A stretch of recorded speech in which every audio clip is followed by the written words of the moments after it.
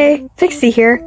By the time I post this, it will be Valentine's Day, and what better to talk about on Valentine's Day but something you love. And what do I love, you ask?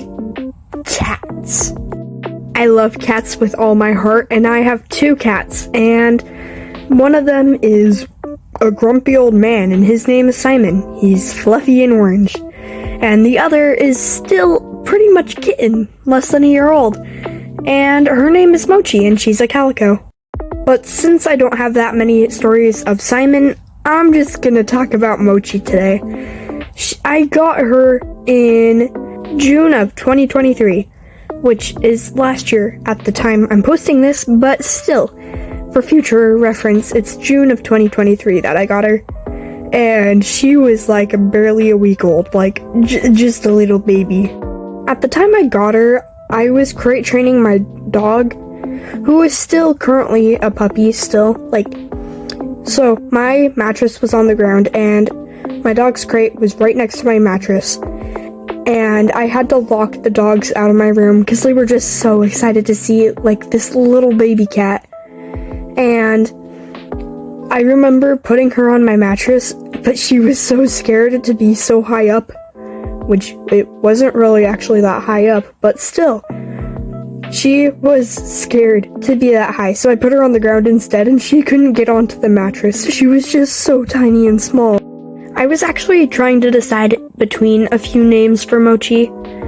A few of which were Nico, Gizmo, but they sounded more like boy names to me, and the only one that really stood out as a girl name was Mochi, so I ended up naming her Mochi. At the time I got her, my room was in the basement, and it was a 2-story house, so I didn't actually let her go anywhere past the basement, because I was scared she was gonna get hurt or get lost or anything like that. But the day I finally let her go upstairs, she was darting from couch to couch, going under everything. And my two dogs, they had a food bowl that sits above ground.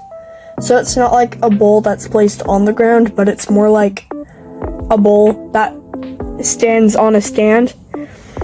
And I remember she would go under that, and the dogs would be so excited to see her pop out again and then dart under something else. It was a big fun game to them, but it made me really nervous, seeing as this was my very first kitten ever, and I love kittens and I didn't want her to get hurt. At the time, my two dogs were Rocky and Oscar. We had to get rid of Rocky, unfortunately, for various reasons, and I'll leave that for maybe another video, I don't know. Anyway, so Rocky and Oscar, Rocky was this little dog, and Oscar is this big giant teddy bear. But I was mostly scared that Rocky would get Mochi, because Rocky was feisty. She was a feisty little dog. And she'd steal my dog's tennis balls and hide them from her, and take my dog's tug ropes and also hide them from her.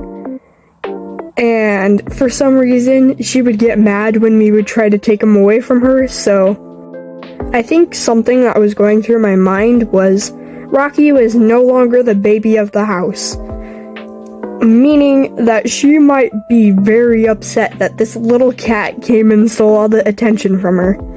So I think that was the main reason I was very concerned about my cat. But she's fine. She's fine. Skipping forward a few months, I'm not actually sure what month this story occurred, but, my family was moving houses, and my little cat, Mochi, her little fuzzy brain, I think she thought this was normal, that everyone was packing up stuff and moving it into the garage. But I remember finding a YouTube short. I'm pretty sure it used to be a TikTok or something, but still, I remember finding a YouTube short, and it was this person putting cats in a suitcase and being only pack the essentials.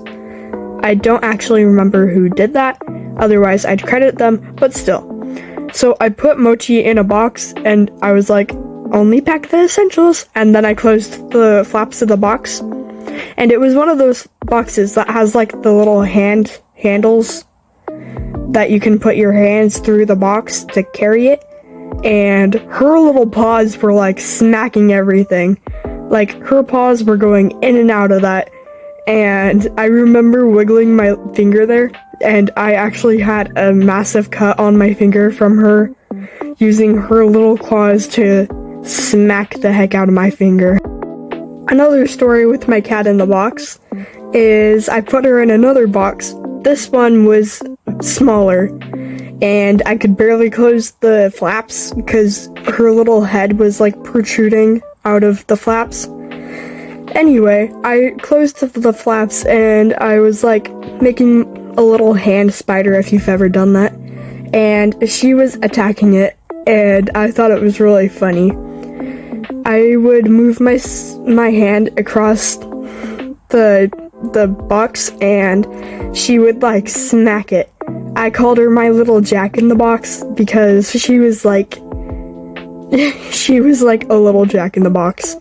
And I remember with a different box, I remember I was like na na na na na na, that song on the side of the box, and then she would pop out the top, and I remember just being so excited to see her do that because I thought it was so funny that my cat did that.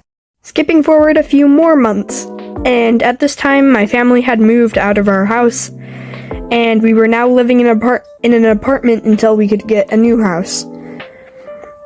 So I had kind of a weird birthday because I wasn't with any of my friends.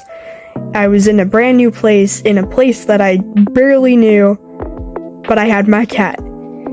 I remember it was a bit sad because it was a Sunday and I was like basically alone with my family and my pets, and I was sleeping on a pull-out bed.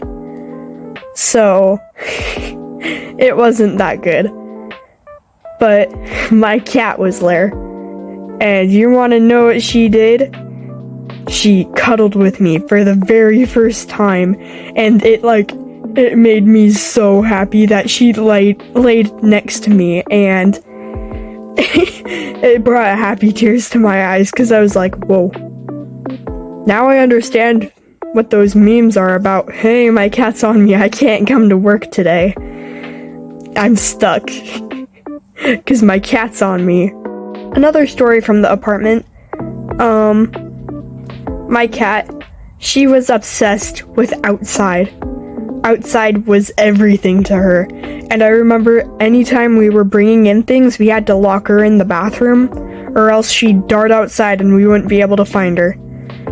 The one time she did get out, she would dart from car to car, like going under and just staying there, and it was impossible to get her to come back.